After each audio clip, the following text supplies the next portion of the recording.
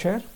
I will be sharing my screen, and in case any of you have any doubts, please do stop me, because once I'm on a screen share I won't be able to see you anymore. So feel free to unmute yourself and ask any questions as and how you need to. So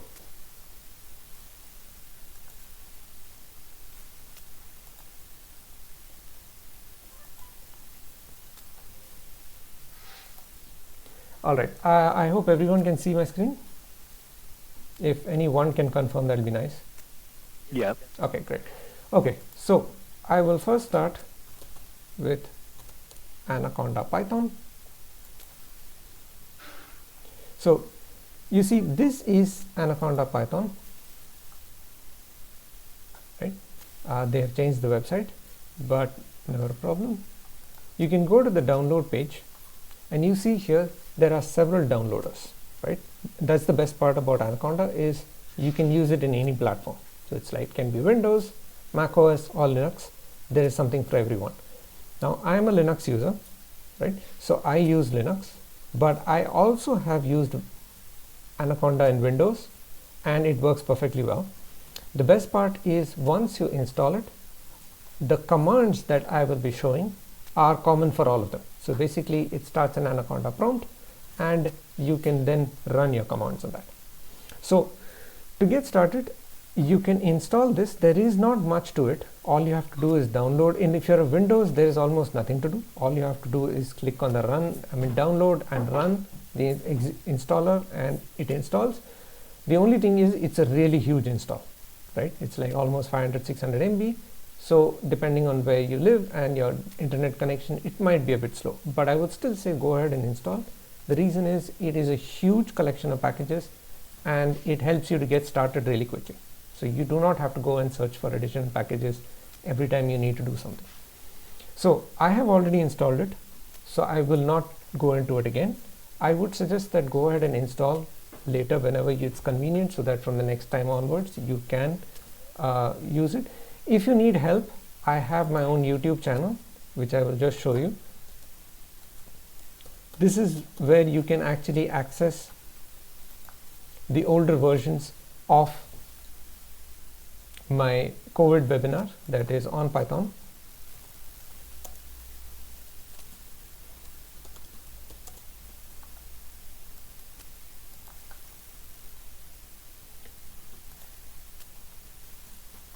So if you go to playlists, you will see that there is a Learn Python webinar series, and in the Learn Python webinar series you can actually go through all of them. This is the recordings of all the webinars which I had during the lockdown, or at least when the lockdown started. The lockdown may not have ended for several people, so therefore it's not that the lockdown has ended. The first two are how you can install Anaconda in Windows and how you can set it up. So if you do have any problems installing Anaconda and setting it up, feel free to check out these two videos, right? So now that this is done, I will go ahead and start my command line, right? So now I'm a Linux user, but if you are a Windows user, you just have to go to your menu launch, or basically where your launch is at the bottom end, at the bottom of the the bottom left of your screen, and there will be a folder called Anaconda, and within Anaconda there will be Anaconda prompt. So if you click on Anaconda prompt, you will get a screen very similar to this, right? And the base here means that we are in the base environment. So because when you install Anaconda, it comes with the base environment, which is already some packages installed. Now what I would recommend is, we will stick to the base environment for now, because we're not using anything special, but at a later stage I would like to start adding packages as we go into data science and certain other advanced features, right? So first and foremost,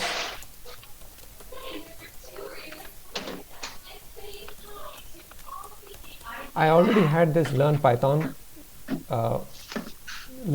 directory where I had the webinar, so I will continue with that. So the first thing which I'm going to do is, I will create a folder called Project Euler,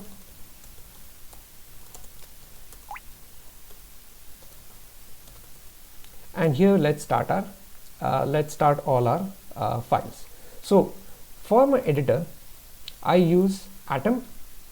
Now, depending on your operating system, Atom may not be the best one. For example, Atom is very nice in Linux, but a lot of Windows users have reported problems with Atom.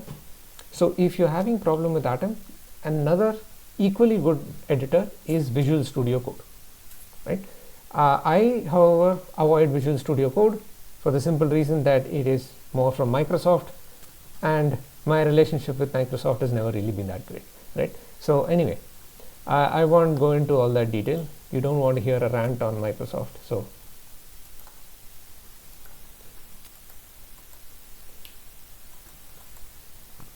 So the first thing we need to do is we will add the project folder, and I will add the folder that I just created. So that is basically into documents, learn Python, Project Euler. So this is our first file. So the way to do it is, let us add a new file and let us give it the name of what it is we are trying to solve. So I'm just going to go over to the Project Euler page. This is Project Euler. Now I would suggest sign in, and you have access to several problems. So these are all typical mathematical problems. Some of them are very easy, some of them are actually very difficult. All right. So the one which I chose is this one, highly divisible triangular number. So let's just check it out. So since it is highly divisible triangular number, let's give that name.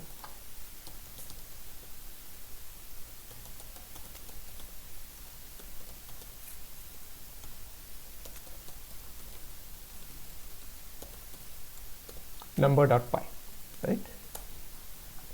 So let's go and check out what it is we are trying to do.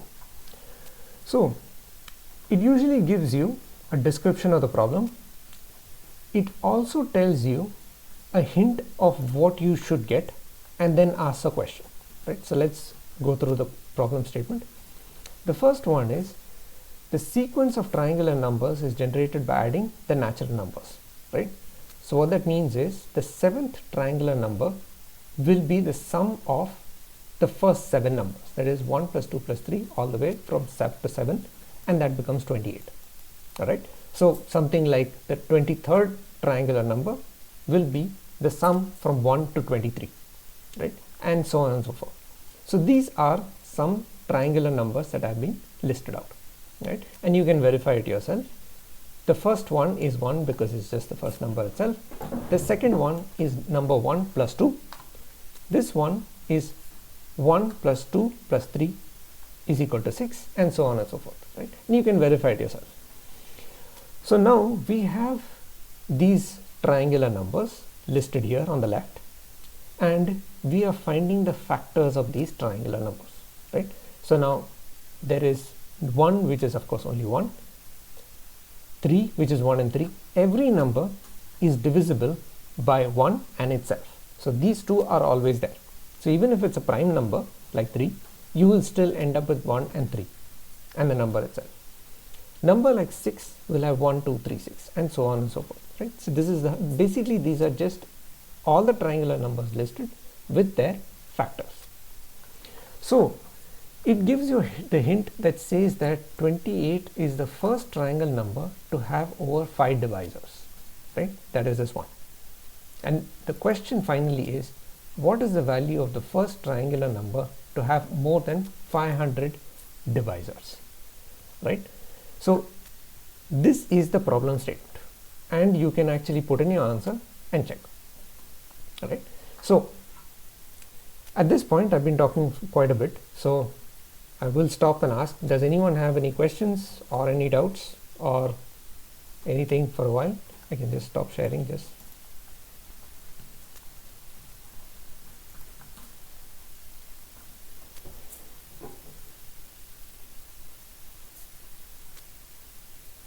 Any initial comments, any questions? Yeah, I've got a question, Shiv. So just when you do these problems, what benefit, how do you see this helpful to you as you become a better programmer? Is it just sort of the logical exercises that makes you sharper mentally when thinking about algorithms, or is this how do you see this relating or being useful to Python? Well, first is, yes, it does improve your problem solving capabilities. That's number one.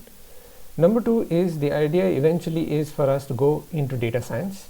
And when we're going into data science, we will eventually almost completely be driven by mathematical problems. So therefore, if we do take up challenges such as these from Project Euler, which are almost all mathematical, these would help us in building a strong base with respect to challenge problem solving, which will help when we go to data science. That's basically the idea. Because if you look, most of the other problems would not be hardcore mathematical. So therefore, if you do solve those kind of challenges, when you go to data science, you might find yourself at a loss again, because you see that things are very different there.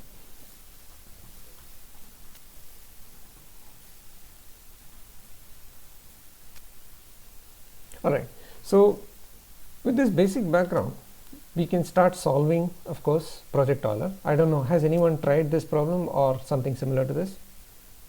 Yeah, I have. All right, great. But it's taking too much time to calculate the answer because it's really big number. Yeah, it will. Eventually, that's how it is. So the usual answer, the way when you actually check it, is usually takes a lot of time.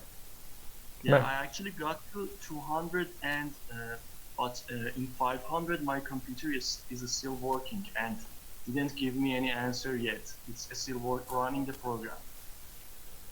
Okay.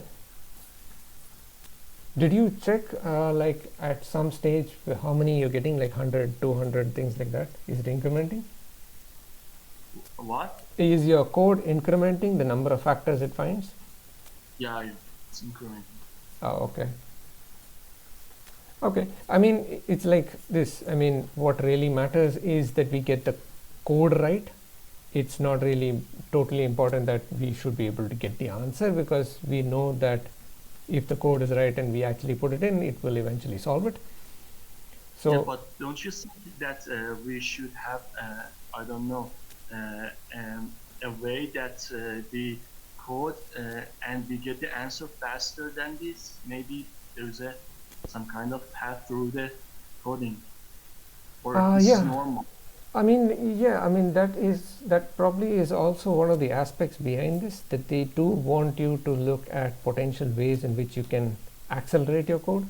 So for example, they would like to write your code, like you to write code in the most efficient manner, so that the computations are the least, and therefore that you can actually end up with the fastest possible results. So that would of course be there. From my experiences of solving some of the problems, they did take a lot of time, but I did try some of the more complex challenges. I chose this to be fairly simple, so let's give it a try and see how long it takes. Okay, great.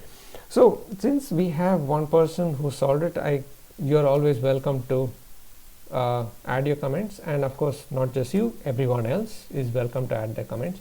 So I will continue with sharing my screen. And let's get back. I hope everyone can see my screen. Yep. Yeah, okay. That's okay. All right. So let's see how we can actually divide this up. So the first thing, like I said, is this is entirely interactive. It's like no need for me to just keep talking. So I would like it that everyone else chime in and add your comments. So the first thing is, any comments on how you would want to get started with this? The way that I did that, I took the problem and divided into two parts. First, we should calculate the triangle numbers, and in another part, we should calculate the number of its divisors. Yeah, that's a great way. Compare it to 500. If it was over than 500, the program can be break and it can show the value. Yeah, perfect. Well, only thing I'm going to add to that is that usually when you're given a problem statement such as this, the entire code should be enclosed in another function. The idea is that almost every function, or rather every process or every question or challenge that you're given, should typically be a function that can be called and gives you an answer. So I would add 3 functions altogether. One is an enclosing function, the other is a function that calculates triangular numbers, and there will be another one that actually looks for factors.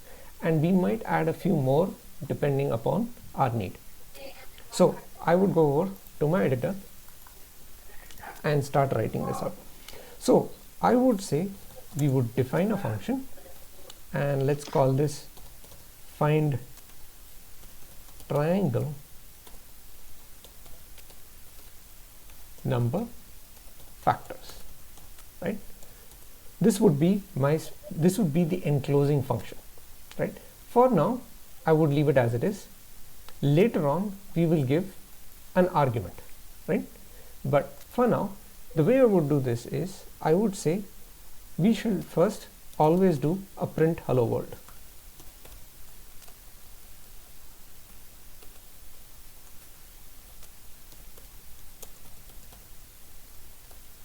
And let's just do a quick return. And we need to call this, right? So let's go over to the command line which has this file, right? So always important, change directory into the folder where you have your files, right? Now before that, I'm going to just make sure that I'm using the right version of Python. I'm using Python 3.7.3. I believe the latest version is Python 3.8, but that's anything in 3 point something is good enough. If you're using Python 2, I would suggest please do upgrade. Make sure that you're using Python 3. Python 2 is obsolete, right? And most of the commands are actually pretty legacy commands, right? So to get started, actually let me clear my screen and let me run this. So you see, the first mistake is that there is a syntax error, right? So the syntax error is, when you define a function, you have to put a parenthesis, right? Even if you're not taking any arguments, you must put a parenthesis and you must specify that you're not taking anything, right? So this is the right way to do it, right? So let me just come and run it again, and now we get the hello world, right? So this is our starting. At least we know that we can execute the command line. Now another thing which I'm going to suggest, and this is of course a suggestion, but I would strongly say that you should do this, that always whenever you write any code, always try to put doc strings. So I will add a doc string and I will describe what this function does. So I'm going to say finds the number of factors of triangle numbers. All right, for now this is good enough. We can refine it as our code improves, right? So just a quick stop. Does anyone have any doubts about what I did?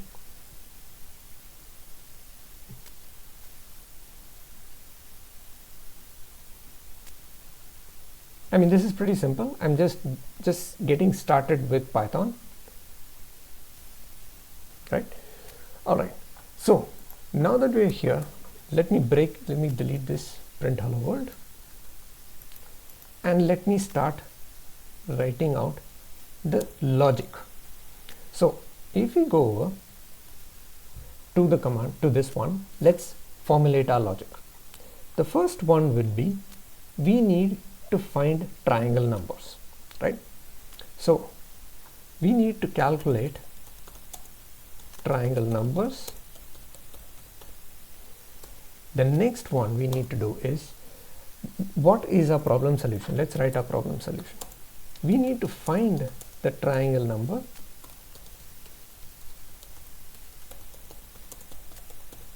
that has more than 500 factors, right? This is the problem statement, right? Now, when you define a function, try not to hard code your values, right? So I'm going to remove 500 and put in n. So this n will be an argument. So I'm going to say min factors. All right. So min factors means that this min factors is an argument that we are going to use, and this argument is what we are going to say is that this is the cutoff. So I can say 500, I can say 100, I can say 510, right? So now my code is more flexible, right? So this is what I'm going to do. So this is the problem statement, right? So I'm going to change this and actually paste it here. Find the triangle number that has more than min factors, right? So again, I'm going to take a little stop. Does anyone have any doubts about what I did?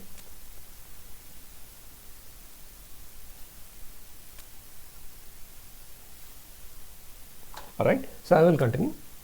So the first thing we need to do is we need to calculate triangle numbers, right?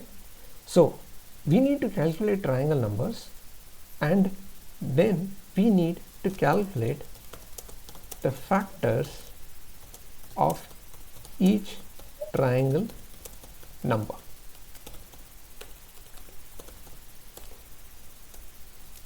Once we have that, we need to calculate the number of factors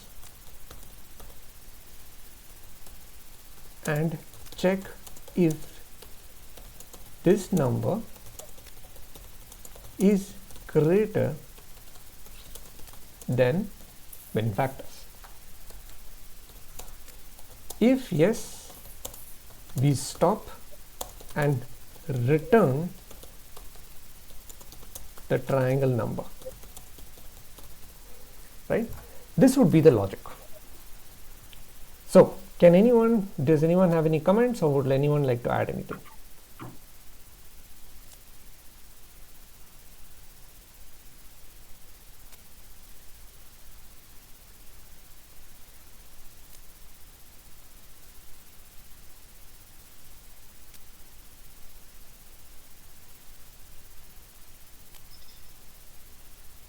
All right, so since I'm assuming there is nothing, so what I'm going to do is I'm going to break up many of these into separate functions.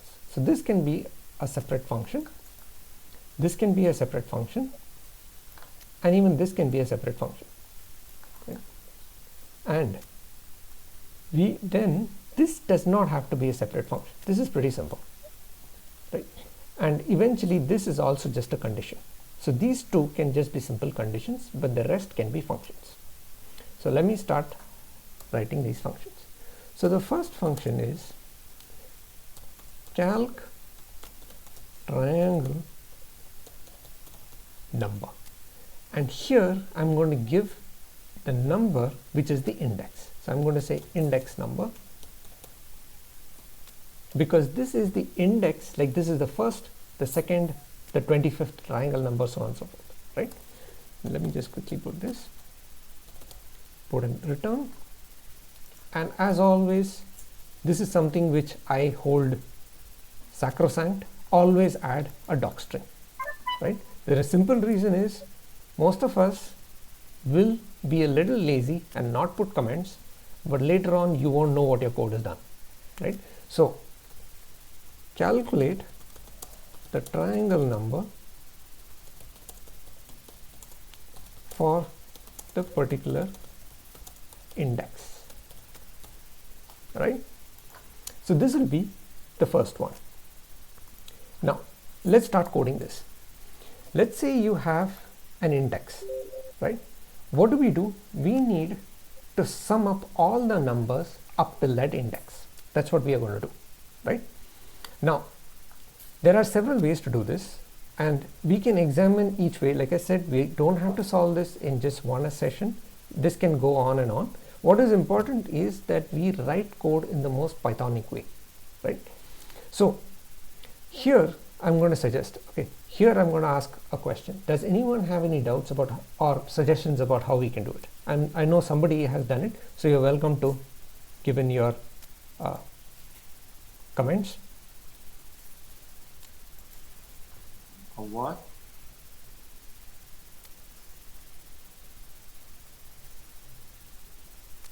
Does anyone have any suggestions about how we can do this calculation of a triangular number? So let's say, for example, we want to find out the 8th triangular number.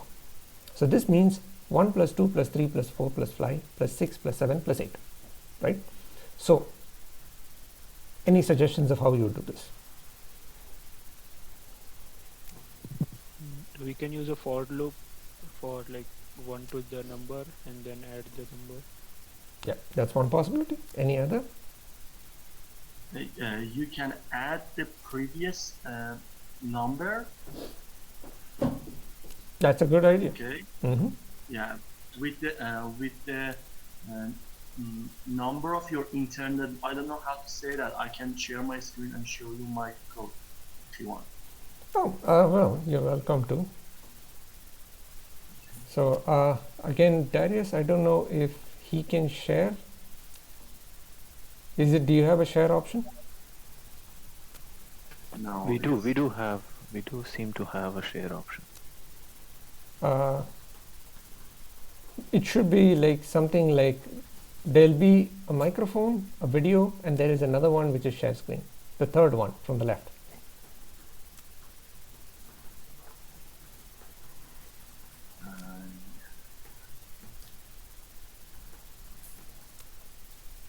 I only can share. Can you see anything? Not yet. Okay, here. It's in. Can you see? Yeah. It's actually in Jupyter. Yeah, I use that's Jupyter. yeah, that's same. Yeah, I use this code, but it hasn't given me any answer yet. Here I add. I increment n, which is the number of my intended number, and I is the triangle number, which can be added with the previous I and the new n. Mm-hmm. Okay, so let's check it out. So let's go through the code. N is equal to 1. Actually, you can continue sharing, that's okay. That's okay? Yeah. Because see, the idea is, and of course I would encourage everyone to come out with their code, because this is a great way to actually learn and kind of interact rather than me just writing code. So you're very welcome to do this. So you have 3 variables, n is equal to 1, I is equal to 1, z is equal to 1. You have an infinite loop, which is while true, right? For x in range 1 to int I divided by 2 plus 1. Okay, so now here's the first thing. The first thing you need to know is that in Python, you don't have to do I divided by 2 and cast it as an integer. In Python, if you do I divided by 2, it is automatically a float. It always does perfect division. If you need to do double slash. Double slash, yeah. So you can just do a double slash.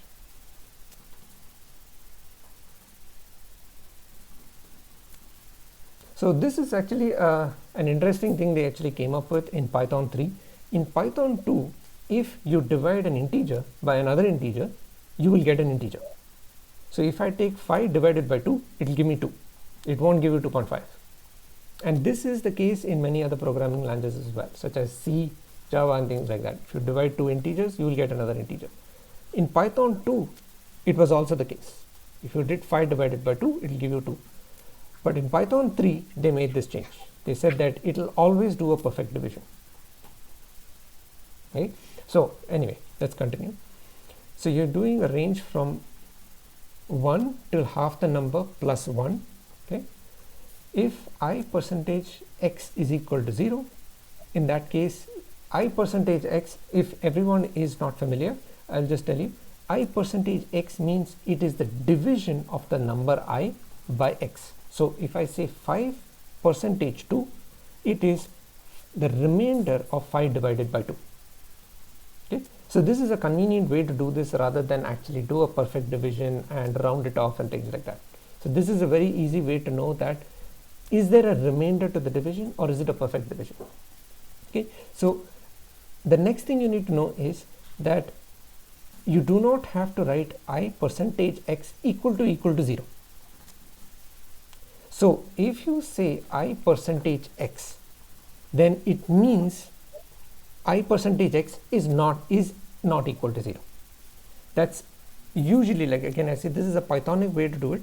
For example, if they say, like you say Boolean, like say you want to check a Boolean result, is a certain variable true, you do not have to say if x is equal to true. You can say if x. So the same way, if you say if I%x, it means if is I%x not equal to 0. So all you have to say is if not I%x, that is equal to this I%x equal to 0. Okay, I got that. You mean like this, right? If I percentage If not. Percentage x. That's right? Yeah. And also you don't need the parenthesis. The parenthesis is necessary if you have several combinations. If you just have one, you don't have to. For some reason, and this is something which I've noticed, Python programmers, I don't know why, but they're very picky when it comes to the way code is written. And this is the reason, this is actually a problem worst with Python, more than JavaScript, more than Java, more than any other language. I also call it a bit of snobbery, because it's like if they see code in a certain way, they kind of look down on it. So I would suggest try to like kind of do this, because if you go to an interview and you write this, they'll be like, that's not a Pythonic way to do it. So this is just for information. The code will work, but still it's just like a kind of way of projecting yourself. Okay, so if you're looking for, if it does not have a remainder, then in that case you are adding 1 to the factor, right? Now eventually you are adding 1 altogether. Now this I am assuming is to take into account the number itself. Yeah. Right. This Okay. one is for the last number, which is the number, which is the I. Yeah, that's true, because every number is divisible by 1 in itself. You are already taking 1 into account, so you only have to take the number itself. So for example, if you have a number like 6 will be divided by 1 and the number 6 itself. So this loop will go from 1 till 6 divided by 2 plus 1, that is actually 3 plus 1, but remember the range object always stops 1 before the number, right? So that's something that a lot of people need to understand. If z is greater than 500, you want to break, right? Else you continue with this loop. So for example, you are initializing your variables, that is the number of factors, n is equal to n plus 1, that is you are incrementing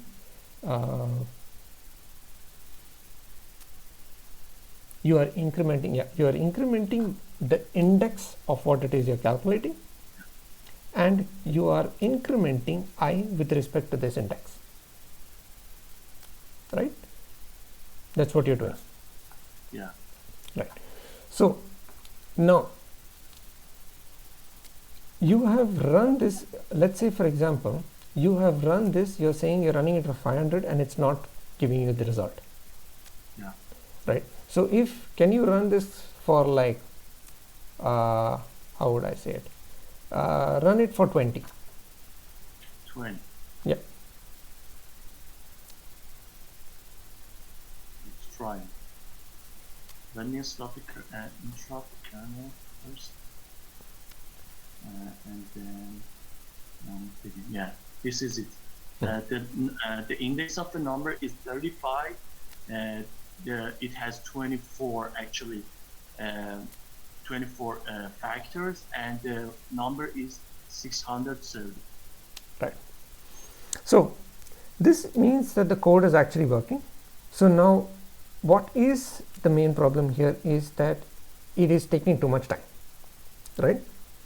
So now in terms of the code, this is pretty much, I would say, a very efficient way to write this code, right?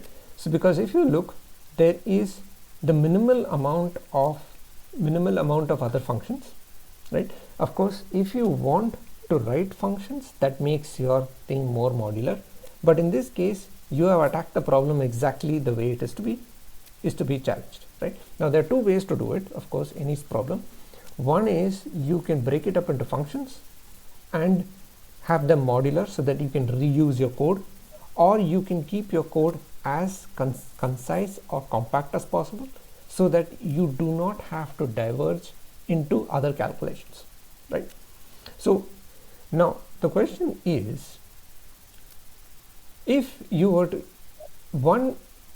there are several things which I would suggest from my point which you can do. One is, if you can move this code out of Jupyter Notebook into an actual file and try to run it on a console. Yeah, I have VS Code here. I can take it there. Yeah. So the reason why I say it is, when you run your code in Jupyter Notebook, you are using Chrome or whichever is your web browser, and eventually as the code runs, it will just load the web browser. So therefore, after a certain amount of time, your web browser may sort of go out of memory and it may just not tell you anything. It may either crash or it may just sit there. That is, your code's not actually doing anything, it's sort of run out of memory. So what I would suggest is, when you're running significantly large code, try not to run it on Jupyter Notebook. Go to a console, write it, put it in a file and run it off a console, because then you're using your computer's memory. Okay. Jupyter Notebook is a very convenient way to kind of verify code interactively. Like for example, you can quickly check stuff, and for that it's really great. Another great feature with Jupyter Notebook is that it helps you with command completion. So for example, if you want to complete a command, if you are using inbuilt objects, it will kind of complete it for you, which is very cool. But eventually when you're running your code, I would never suggest that you run it on Jupyter Notebook, because again, as I said, it's in the browser. Okay, so with this done, feel free to, you're welcome to, if you want, you're welcome to actually paste it in a console. Otherwise, you can stop sharing and I will start writing the code for everyone else. So since we had this little discussion, I just want to open it out to everyone else. Does anyone else have any questions or comments about this code?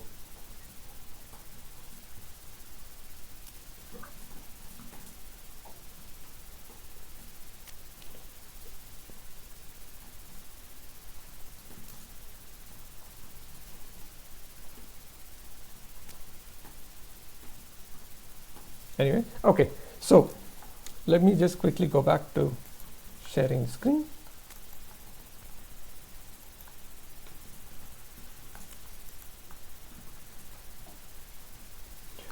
So we could do all of these and we can actually do it exactly the same way as he did, or we can write it in a different way. I will slowly go through some other commands just to give you a flavor of what you can do with Python, right? So we have just 15 minutes, so we might just be able to do the calculate triangle number. We could continue next time. The main idea, as I said before, is not just to solve problems, but to actually explore the features of Python, right? So to get started, to calculate a particular index number, what we have to do is we have to sum up the numbers of that particular range, right? So here, what we are going to do, let me write the brute force method to do it. right? So what we do is we have sum is equal to 0, and we can write something like for in, or rather for num in range. Now we need 1 to index num plus 1, right? And we can do sum plus num. In the end, we just have to do sum. So this is the brute force method. The reason I'm saying brute force method is do not do this, right? And I'll come to that very soon. But we are initializing the sum to 0. We are writing a for loop. We take a range object, right? And I'm going to come to this very soon. What is a range object? Because is everyone familiar with the range object? In that case, I don't have to talk about it. I know. Would anyone want me to talk about range object? I can do that, not a problem.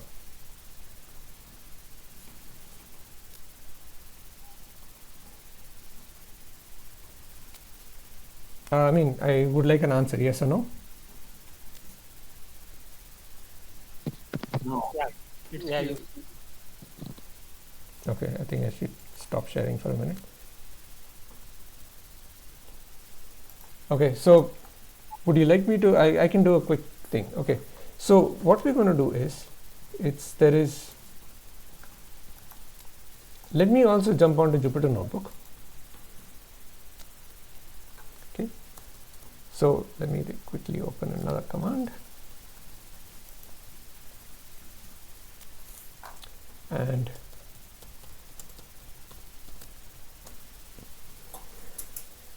so Jupyter Notebook typically comes with Anaconda, and it opens automatically in whichever is your default browser.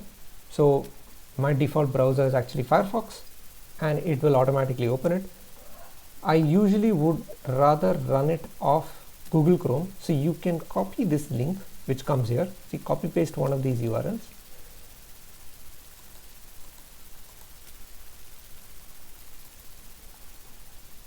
So I would close it because I don't want too many web browsers open.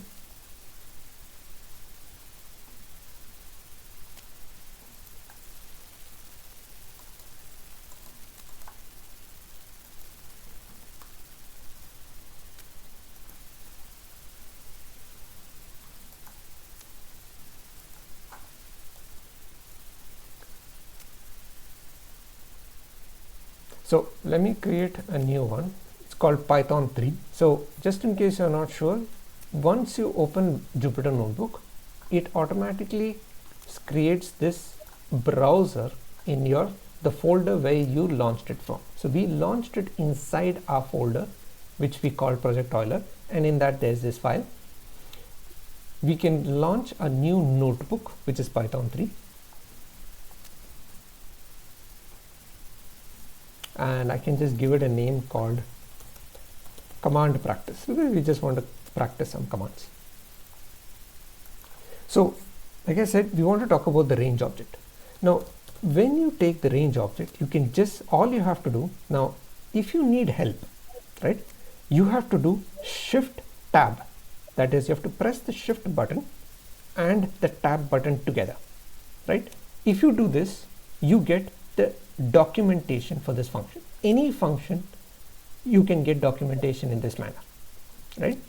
So you can expand it and it tells you exactly what it does. So you see, this is the way it should be used, right? It says you can use it in several ways. You can use it range stop. So you can give it only one argument and it will give you a range object, right? It gives you a range object. You can do start, stop, and you can give another optional argument called step, right? So you can say start, stop, or you can say start, stop, step, and it will give you another range object, right? Now let's check it out.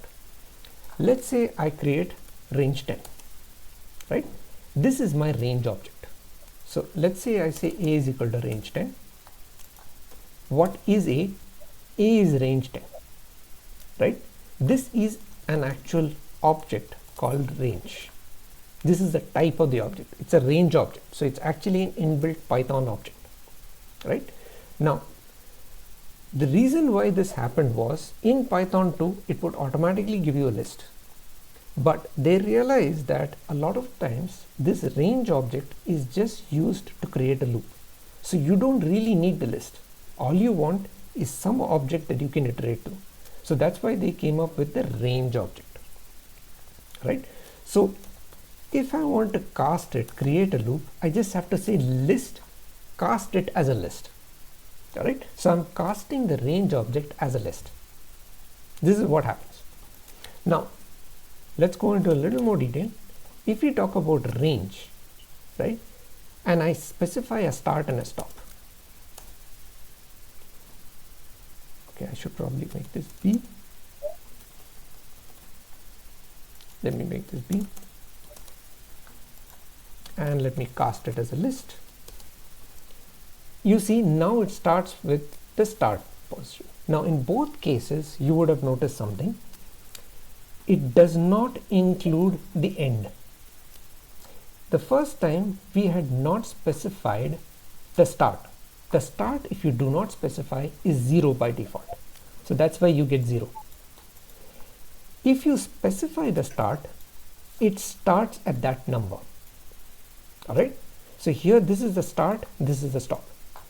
In this case, there is only one argument, it is a stop. The start is assumed to be 0. Whatever is your stop, right, it will not reach that number. It will stop 1 before the number. So if we have specified 10, it will stop at 9. If we specify to 25, it will stop at 24. So if I say list, see, it will stop at 24. It will never reach the stop argument, right? So these are two ways to use it. There is another way to use it as well. We can use using list, the step argument. So if we say 3, 15, we can give a third argument, which is the step. So I can say step is equal to 2. Now you see it starts at the start argument, it increments by 2, and again it will not reach the stop. It will always end before the stop. So the way it processes is it starts at 3, increments by 2. It checks if it is less than the stop. If it is not, it continues. The last one is 13. It increments by 2. It reaches 15. Here 15 is equal to the stop. Therefore, it will not include 15 in the list, right? Does anyone have any doubts about what I said?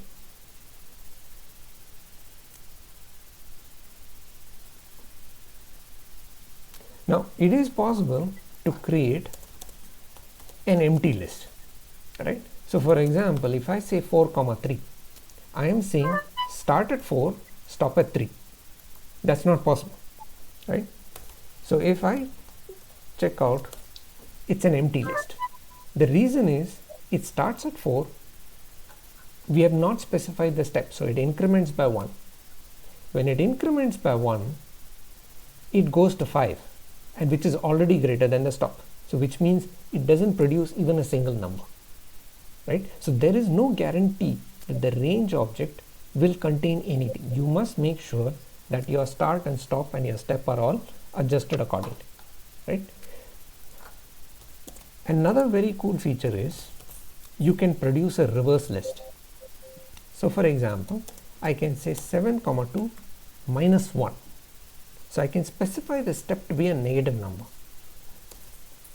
And if I cast this as a list, you will see that it goes backwards. As always, it starts at 7. It then increments. It checks if it is greater, if it is greater than 2, because it is negative. Once it is negative, now the check reverses. In this case, the check was, is it less than the stop? If you put a negative step, the check reverses. It checks if it is less than the stop. So it checks if 7 is less than the stop. If it is not, it adds it. And again, it will always stop before it reaches the stop argument. The stop argument will not be a part of the list. You see, it has stopped at 3. Alright. So, does anyone have any doubts?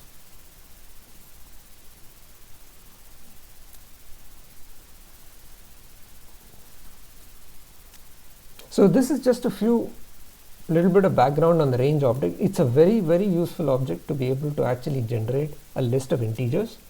So I would suggest that just play around with this, and you could use it for various purposes, right? So let me go back to my actual code.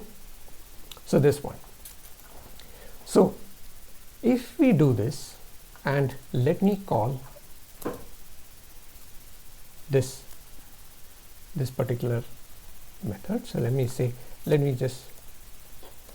me call some number, let me say 5, right? And let me take, because it is returning something, it is returning a sum. So let me call triangle number is equal to calc triangle number, and let me return this as well, right? So here I'm going to use this function, but now I need to specify an argument. Now this argument is just a dummy argument because I have not really built up the code yet, right? I think I should just give some space. So I have not built up the code yet, so I just give it a dummy argument, right? Now since we are interested in actually checking the number, let me print it, because this will return a value, which means when I call this function, it will return that value. So I just have to print it to the console. So let me go and try it out. And you see it has given me 15, right? So we can just verify this. 1 plus 2 plus 3 plus 4 plus 5, right? 3 plus 6 plus 4, 10, 15, right? That's what it is. So this is a way to calculate it. Now we are almost out of time, so let me just quickly tell you why you should not do this. In Python, writing a for loop is usually always the last thing you should try to do, right? The reason, and this is why I'm trying to bring in more mathematical type problems, the reason is, and this goes into data science, the reason why I would like to do this is when we go to data science, you will be dealing with millions of data points, right? For example, you will receive a data set with, let's say, 20 million rows. When you have such a data set, let me stop sharing, I think we're done. When you have such a huge data set, the advice is do not write a for loop unless absolutely necessary. And this is why I'm going to try to bring in, when I'll slowly bring in things like NumPy and other things. Python, NumPy and many of the other packages have inbuilt functions which can calculate numbers much faster than any loop that we can write manually, right? So if you use NumPy np.sum or you use another method, that is going to be much faster than trying to write it yourself. So which is why this kind of brute force method of writing a for loop in Python is not recommended. So this is something that you kind of have to move away from when you come from traditional programming languages like C, C++, where you write a for loop for everything, right?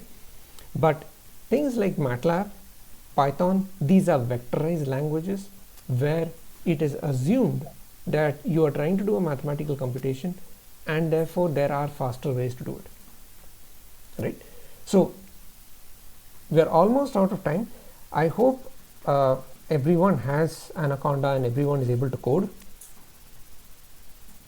So if you have any doubts about not being able to code or not having Anaconda, just feel free to message me or do anything else. I'll be happy to help you set it up. Otherwise, I hope try out this challenge. And also at the same time, you're welcome to think of challenges that you find interesting for the future, right? So this maybe we might take maybe 1 or 2 or 3 sessions to solve this, but that's okay. Like I said, we would like to meander around and see all the different functionalities of Python before we take on some really serious problems, right? So just to conclude, anyone would like to add anything or any doubts that anyone would like to ask? Can I just mention one last thing? So when everybody exits the group, they're going to be redirected to feedback. Now, the feedback tool is built for peer feedback, so you're supposed to give everybody in the group feedback for a minute, at least 5 people. But because there wasn't a lot of, because Shiv was doing most of the talking, maybe if you could just provide Shiv with feedback, that would be great. And so I can maybe, can I just actually, Yeah. do you mind if I share my screen? Yeah, really please do. quickly? Please do. Okay. So I go to howdy. What will happen is when you guys exit the group, you'll be redirected to feedback here. And so in this particular example, we did Python programming. So you should see this here. Now, these are the attendants.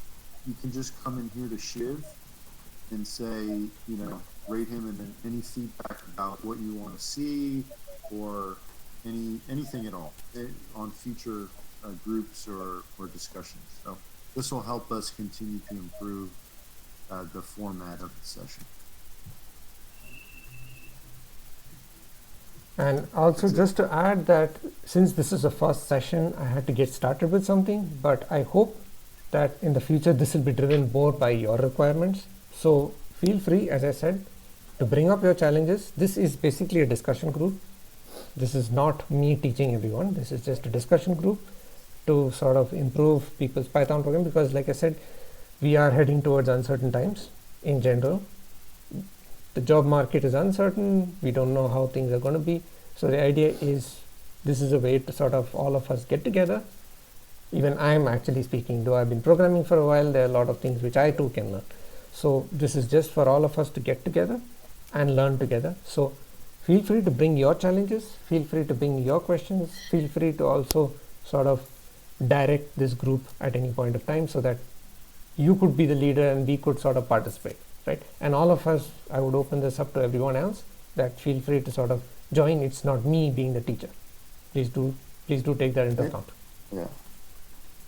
And I think also there's no stupid questions, right? So, you know, there's probably people in this group that have different levels of experience, and that's okay. And I think if you just share, even if you're, say, at the beginning and you ask a question, I think maybe there's a chance for someone who's more experienced to share their experience or maybe answer that question, and that helps them become stronger in their understanding. So, you know, this is really a peer group, but also obviously Shiv with his experience is leading, but it really is meant to be collaborative and to support one another as we try to learn, improve our skills.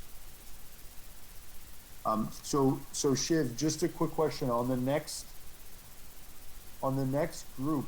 You obviously, I don't think you added the schedule, right? So what are your thoughts on how you're going to do this? So I would like to ask if this is okay for everyone, because if it is, then I would like to continue this, because I chose this because most of them would be in India, and therefore this would be 9:30 to 10:30 or so. So I think that's not too late. I actually put it the first one I put it at 9 p.m. Somebody said that that's too late because it's like midnight in India. So that's why I kind of moved it to 6 p.m. But if this is okay, then I would like to create the next one for next Thursday at 6 p.m. So I will add that schedule shortly. Yeah.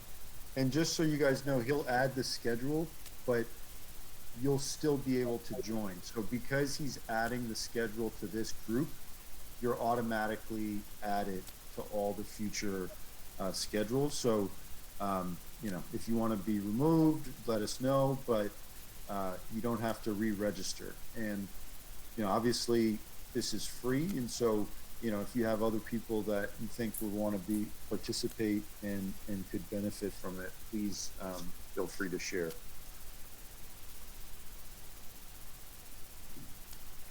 So any other thoughts or feedback on today's format? I mean, again, this is a work in progress and we're trying to improve what we're doing, but any other thoughts people want to share about today's session on anything? Feel free to speak up even now if you want. We won't be offended. We're trying to improve here, and ultimately the goal is to help each other become stronger technically and advance each other's careers and knowledge in a specific subject. So this is really about helping people. So, when you give us feedback, we can improve and build a better program.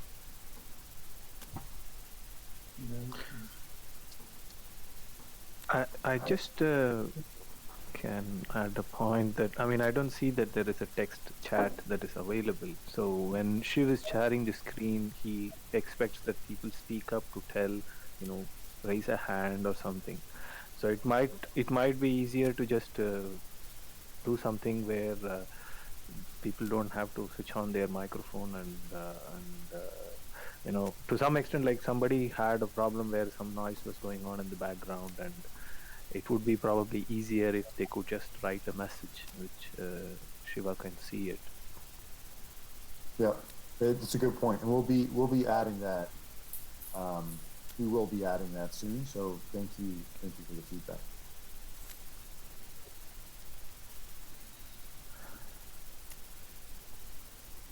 Also, the screen could not be full screen.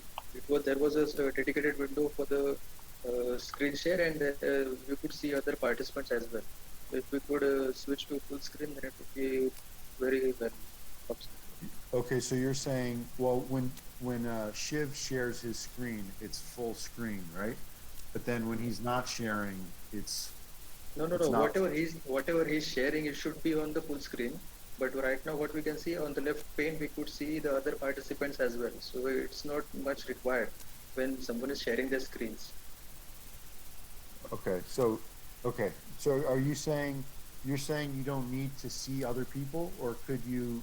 You're saying just take up the full screen and not show other people. Yeah. While someone is presenting, we need not see other people. Okay. Yeah, no, I appreciate that. And just so you know, you can click, like when Shiv is sharing, you can click a person on the left pane and get a full image of that person, and so you can switch back to Shiv's screen when you click on his screen. So, but I thank you.